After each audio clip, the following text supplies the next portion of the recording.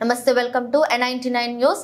కాకినాడ జిల్లా ఏలేశ్వరం నగర పంచాయతీ సాధారణ సమావేశం చైర్మన్ అలమండ సత్యవతి అధ్యక్షతన జరిగింది. నగర పంచాయతీ పరిధిలో పలు అంశాలపై కౌన్సిల్ సభ్యులు అధికారులను నిలదీశారు.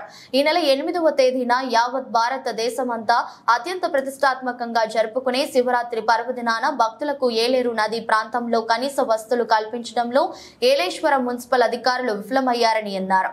ఎటువంటి వసతులు కల్పించకుండా ఎజెండాలలో సుమారు 90,000 రూపాయలు బిల్లు పెట్టడంపై ప్రశ్నించారు. పని చేయకుండా బిల్లులు పెడితే దానికి బాధ్యత అధికారులు వహించవలసి వస్తుందని అన్నారు.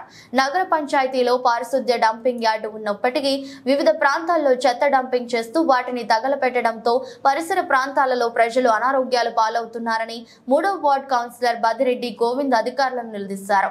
15వ వార్డు కౌన్సిలర్ సుంకర హైమావతి మాట్లాడుతూ నగర పంచాయతీలో శానిటేషన్ అస్తవ్యస్తంగా ఉంటుందని, గత 5-6 నెలలుగా పారిశుద్ధ్యంపై అధికారులు దృష్టి సారించినా దాఖలాలు లేవని మండిపడ్డారు. ప్రతి నెల ట్రాక్టర్ కు 60,000 రూపాయల చొప్పున 3 ట్రాక్టర్లకు లెక్కలు చూపించడంపై మండిపడ్డారు.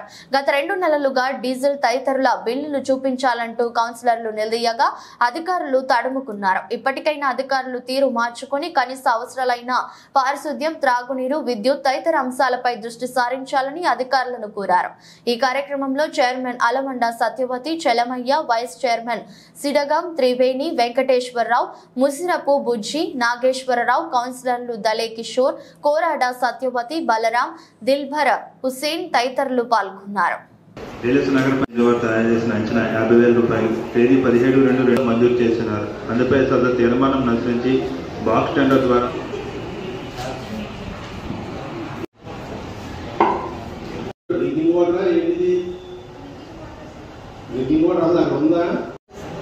ఎలా పెట్టించుకుంటాం పేపర్లో చేస్తారా?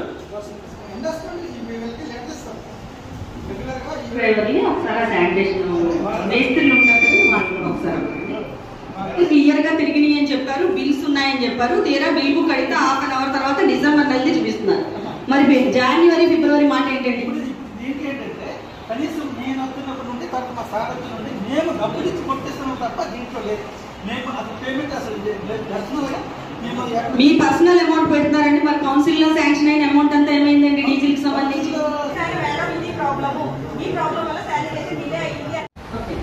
శానిటేషన్ అయితే చాలా ఇబ్బందిగా ఉందండి. మొత్తంలో ఎక్కడ ఎవరిని పిలిచినా రావట్లేదు. అది మరి సచివాలయ సిబ్బందికి మీకు సంబంధించి కోఆర్డినేషన్ ఉండట్లేదా?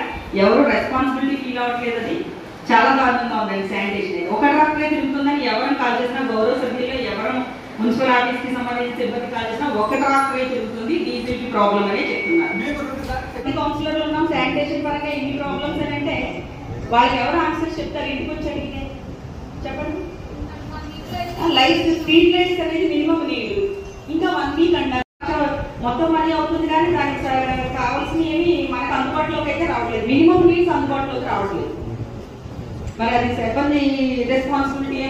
శివరాత్రి ఏర్పాటు చెప్పి 90,000 రూపాయలు పెట్టారు. 75,000 రూపాయలకి వచ్చింది సెంటర్. అయితే ఆ రోజు మేము అక్కడికి వెళ్ళి పరిశీలిస్తే కనీసం ఇందులో నీటికి, లైటింగ్కి పెట్టారు. మినిమం అక్కడ వాటర్ ప్యాకెట్లు కూడా లేవు ఆ రోజు. అక్కడ నేను 10-10:30 టైంకి వెళ్తే మీరు అసలు బిల్స్ పెట్టేయడం తప్ప అసలు ఏమీ చేయట్లేదు. మహాశివరాత్రి అంటే ప్రపంచం అంతా చూస్తుంది.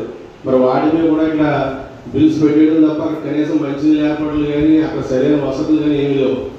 ఆ రోజు మీరు ఏం ఏర్పాట్లు చేశారు? 90,000 రూపాయలు బిల్లు, 75,000 బిల్లు పెట్టారు.